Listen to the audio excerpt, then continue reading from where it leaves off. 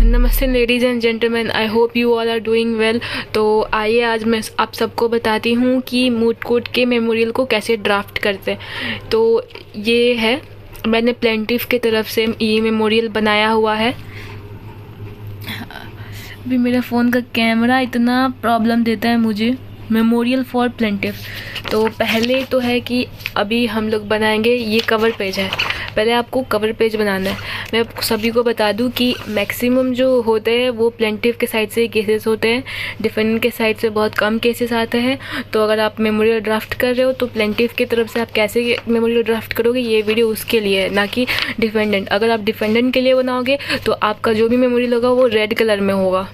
तो प्लेंटिफ के साइड से हमेशा जो मेमोरियल होता है वो ब्लू कलर में होता है। तो आप प्रिफ़र करो कि आप ऐसा स्टिक फाइल लो जो कि ब्लू में दिखे, और कोशिश करना कि अगर जब मेमोरियल ड्राफ्ट कर रहे हो आप तो वो डिफेंडेंट की तरफ से अगर जब हो तो वो रेड कलर में हो। ये कवर पेज है। मेरा जो भी कॉलेज है पहले मैंने उसका नाम लिखा हुआ है। फिर आप ये डिस्ट्रिक्ट कोर्ट में अगर दे रहे हो तो वहाँ पे लिखो। अगर ये आपका स्पेशल लीव पिटीशन है तो आपको ये कवर पेज थोड़ा चेंज करना पड़ेगा। और जैसे कि यहाँ पे मैंने लिखा हुआ है in the honourable court of mister, मैंने ये जो केस किया हुआ है ना, ये केस है union of India versus union carbide company, Bhopal gas tragedy वाला केस है। तो ये उस केस पे बनाया हुआ है।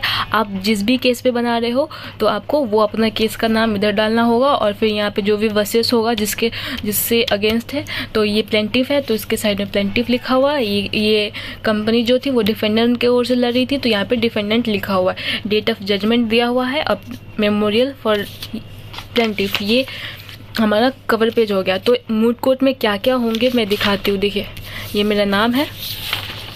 ये टेबल ऑफ कंटेंट सबसे इम्पॉर्टेंट है। एक मेमोरियल में आप क्या क्या डाल रहे हो ये सबसे इम्पॉर्टेंट हो। तो मेमोरियल में सबसे पहले होता है आपका कवर पेज है जो कि मैंने दिखाया। दूसरा हो जाए टेबल ऑफ कंटेंट, ये टेबल ऑफ कंटेंट है। और टेबल ऑफ एब्रीविएशन, उसके बाद में मूड प्रॉब्लम, जो भी टीचर आपको प्रॉब्लम दे रहे हैं वो प्रॉब्लम। फिर इशूज़ रेज, जो भी केस होगा उसमें जो इशूज़ रेज होंगे वो। फिर स्टेटमेंट ऑफ फैक्ट्स, जो भी केस में जो भी फैक्ट होंगे आप उसको इधर डिस्कस करेंगे।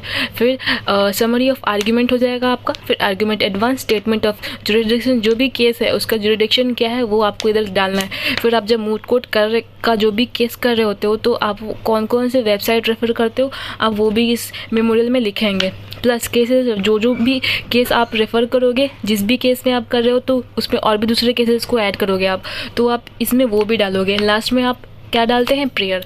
तो जो भी मूट कोर्ट का मेमोरियल आप ड्राफ्ट करेंगे उसमें ये टेबल ऑफ का कंटेंट हो जाएगा। जो भी आप अपने मेमोरियल में डालेंगे वो आपका टेबल ऑफ कंटेंट। तो आप कंटेंट ऐसे बनाइए। फिर लिस्ट ऑफ एब्रीविएशन देख लिया मैंने। जो भी एब्रीविएशन यहाँ पे यूज़ किया है वो सारी एब्रीविएशन मैंने इधर डाले हुए और आप सभी को एक चीज़ बता दूं कि ये मेरा चेक हुआ है, इसमें कोई फॉल्ट नहीं है। तो मैम ने मार्क्स भी दे चुका, तो आप सब यहाँ से आइडिया ले सकते हो क्योंकि मेरा मेमोरियल 100% करेक्ट है। मैम ने क्योंकि खुद चेक किया हुआ, तो आप लोगों को एक भी डाउट नहीं होना चाहिए। अगर कुछ भी डाउट है तो आप कमेंट सेक्शन में मुझे मैसेज कर सकते हैं। ये रहा state versus union carbide company, ये हम लोग का मूट कोर्ट प्रॉब्लम था। आप जो भी केस करो वो अपने मूट कोर्ट प्रॉब्लम में लिखेंगे। आप जो भी प्रॉब्लम हो वो आप मूट प्रॉब्लम करके लिख लीजिए। फिर उसके बाद हो जाएगा इशूज़ रेज, जो भी इशू है केस में वो सारे इशूज़ लिखे हुए हैं 1 2 3। इशूज़ के बाद आप फैक्ट्स लिखेंगे, statement of fact. Statement of fact आपका बहुत बड़ा भी हो सकता है, बहुत छोटा भी हो सकता है। वो मैटर करता है कि आपका केस कितना बड़ा है कितना छोटा है, आपके केस पे डिपेंड करता है कि आपका स्टेटमेंट ऑफ फैक्ट कितना बड़ा है। तो मेरा 4 पेज 5 पेज का स्टेटमेंट ऑफ फैक्ट हो गया था। उसके बाद में आपका आ जाता है summary of argument. Summary of argument में जो भी आपका इशू होता है आप उसको डिस्कस करते हो। तो जो भी इशू है उसमें जो भी आर्ग्यूमेंट आप करोगे उस इशू पे वो आप इधर रेज करोगे। तो 3 इशूज़ थे, तीनों इशूज़ को मैंने बारी बारी फिर किया है। तो ये 1 2 3 सारे इशूज़ हो गए। और आर्ग्यूमेंट एडवांस, आर्ग्यूमेंट एडवांस में आप लोगों को लिखना है कि जो भी केस हुआ था तो उस केस में पूरा आपको पॉइंट वाइज इसमें नहीं लिखना है। जितने भी आर्ग्यूमेंट्स थे वो सारे आर्ग्यूमेंट्स लिखने हैं जो उस केस में एक्चुअल में आप कर सकते हैं या फिर जो कोर्ट में हुआ था वो।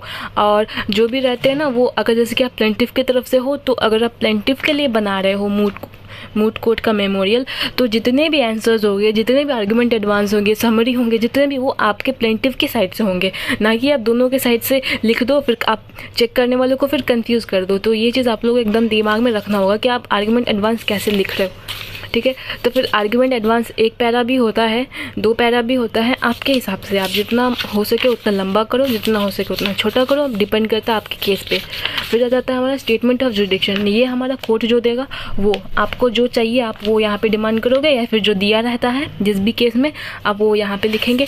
उसके बाद आता है हमारा वेबसाइट रेफर्स। ये सारे वेबसाइट्स हैं जो मैंने रेफ़र किए थे।